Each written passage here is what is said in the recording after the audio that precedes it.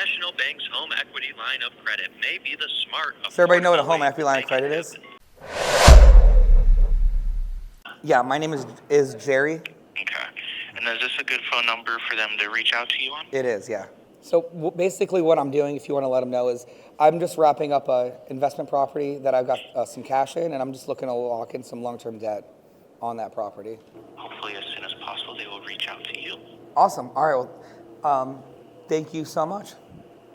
You're very welcome. I hope you have a great day. All right. You too. Bye. Good afternoon. This is United Midwest Savings Bank. This is Nick. How can I help you?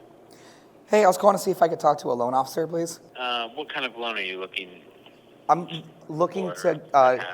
Yeah, I'm actually wrapping up a rehab on an investment property. I was looking to lock in some long-term debt. I can give you a phone number and an email address. Where I'm at, we don't have any loan officers. Okay, what's the number? 614. Okay, cool. And who should I ask for? I don't know exact. I don't do a whole lot with them, so I don't know exactly who would be the right person, but they'll be able to get you to the right one there. Cool. All right, thank you so much.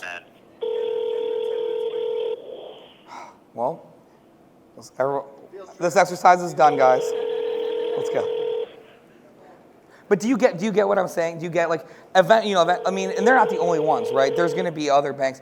But again, this is what the community is for. But I also want you guys to understand you can do it yourself. Like I want everybody to know if you got dropped off in Alaska or in the middle of nowhere, you can literally start from nothing to build your vendor list, your banks, find your properties, identify the areas, right? So like, does everybody get what I'm doing? So Brandon asked, hey, would it be more effective, more efficient if we just, had a template and we just blasted a bunch of emails? Or bankers, basically. I mean, it would work, right? But for me, what I want to look for and what we want to do, these, like everybody knows, like these small banks, they operate differently, like, right?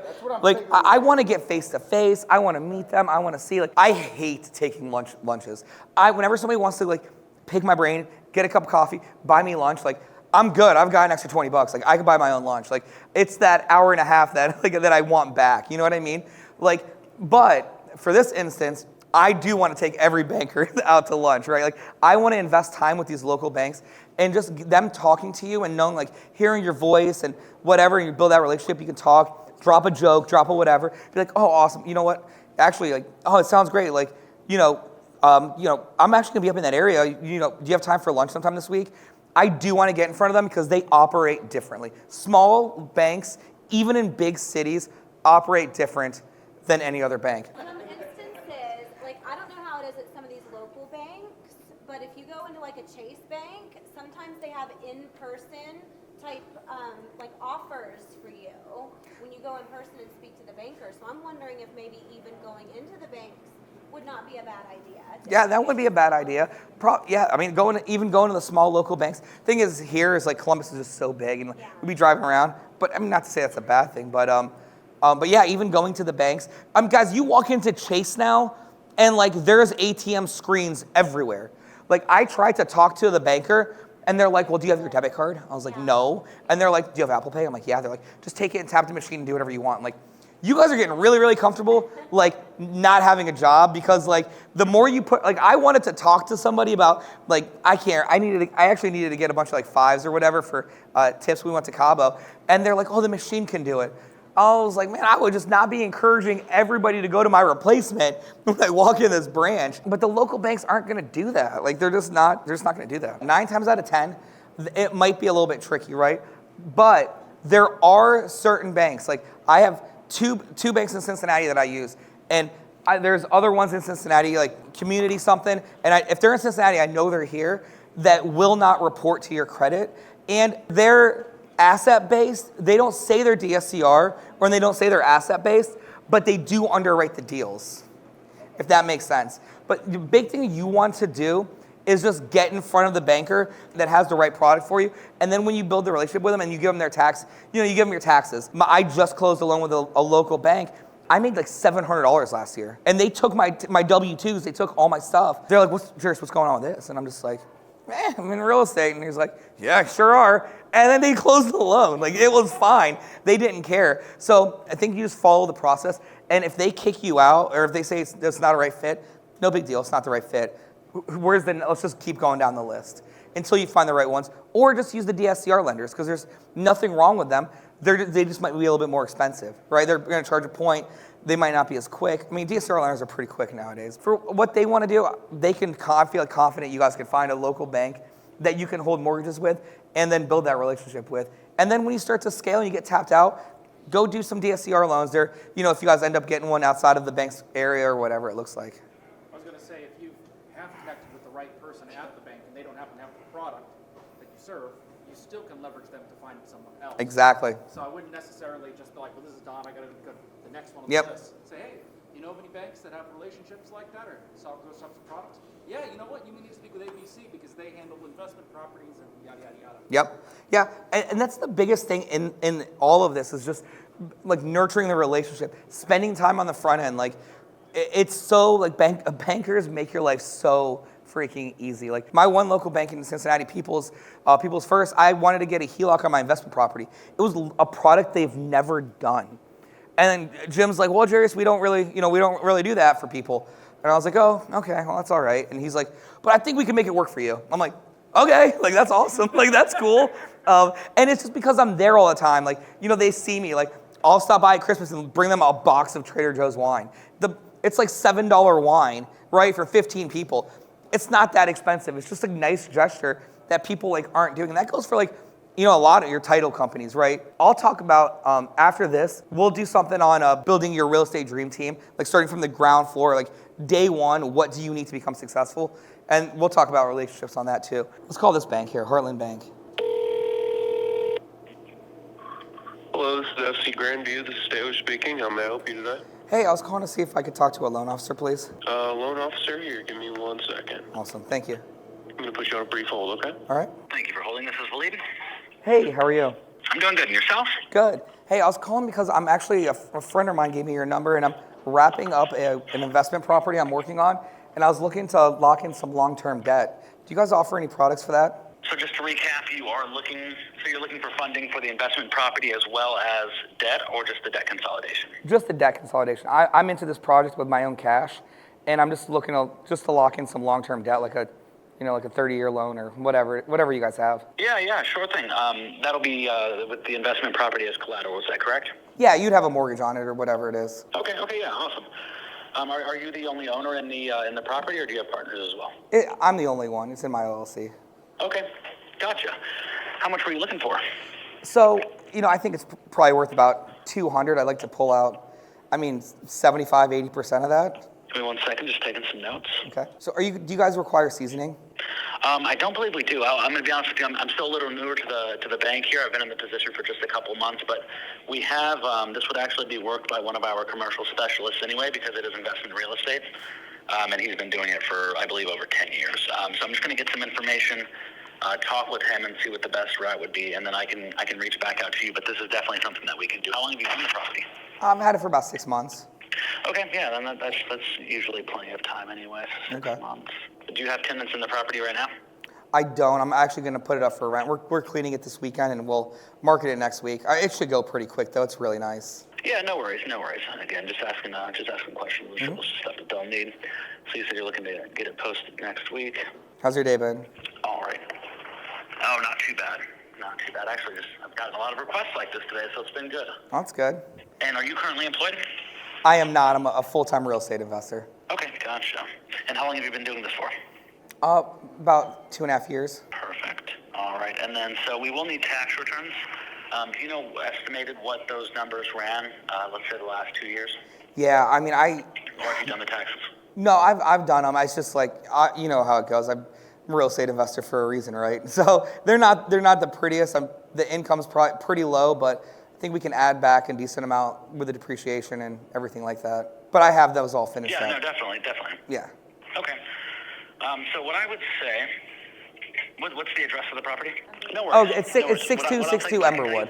So yeah, it's in Dublin. Emberwood Drive, Dublin, Ohio, 43017. Yep. So the first step that we would do, if you can send me, or if you're able to drop them off, or you can email me, last 2 years tax returns. That's the bare minimum that that our lender here is going to need. Got it. As soon as I get those, I'm going to get it forwarded over to him with the rest of the information that you gave me, and I'll have an initial conversation with him and and see what we need to do to get this started, okay? Awesome. So how long is the process from now? Like, when do you guys order the appraisal right away? What does that look like? Yeah, so for investment properties, yeah, I mean, we would get the process started right away. As far as the time frame goes, I would say, absolute best case scenario between like 30 and 45 days. Cool. Awesome. And then where are you seeing rates at right now? Rates for investment properties. Let me see if I can see that. Our lender might be the only one, but like I said, that's an answer I can get to you fairly quickly as well. Okay, that's fine. But let me see if I have access to it. Cool. And while I'm pulling this up, did you want to email those over, or how did you want to get those over to me? I'll email them to you. Yeah, okay, I can give you that email whenever you're ready, or I can take yours and I'll send you an email. No, I'm ready. I'll take yours. Okay, awesome. So it's my first name, W-A. Got it. Awesome. All right. Well, I appreciate it. I'll shoot it over to you. Would you want like a schedule of debt and personal financial statement too? Would that help? Yeah, that'd be perfect. Yep, and then if you have profit loss statements, that'll help as well. Yeah, they're mostly loss statements, but I'll send them over. Yeah, no, I understand, but it's the statement that'll work. Yeah, I got it. Whatever you have, we'll take it and awesome. get a review. Cool. I appreciate it. Thank you so much. Yeah, that's absolutely my pleasure, and I sincerely apologize. What was your name one more time? It's Jerry. All right, Jerry. Thank you so much, and the best phone number for you. Okay. Awesome. Thanks again. Have a good day. Pretty easy, right? Good find. Again, more than 5 branches. Not a big deal though. It's also not. It's like regional, right? It's not a big bank, but this is why we go through and call the list. So, does that help? You're just gonna go out and call Buckeye, but whatever. But you can see how you can do it, right? You can see that. So this is like another thing too. Is like I keep all my stuff in like my admin folder that I have. I just know like I'm gonna go through. Boom. I hit like whatever up real quick. It's only a few things, right? You're just copy and pasting it. You're just dropping in an attachment. I'll send it to them, and I want to send it to them quickly. The faster you have your personal financial statements, your schedule of debt, that kind of stuff together, and you can send it to him. Like, if I wanted this loan, that was like my property, it would be in his inbox right now. Like, that's how fast I want to get it there.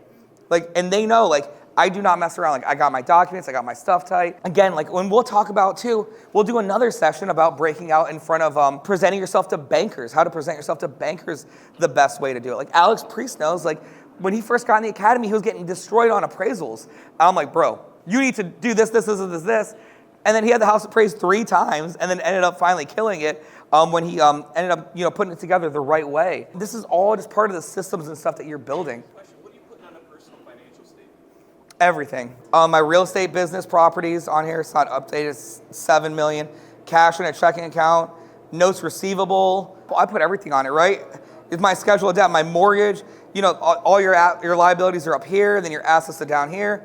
And then you hit your net worth, 5.3 million. It's probably more, which is kind of cool. Just that kind of stuff, right? And it's super easy to set this up. If you guys want, like, I have schedule of debt templates, and like we can build out personal financial statements, and we can just we can just do that. If everybody's got a computer, like I'll sit and hang out. And we can do that in a session, right? This is all the stuff that we can do that like it's not hard to do, but sometimes you need that encouragement. Like when I went down to the Nashville meetup with Simone and Megan and a few other people, they were all down there, we're all hanging out.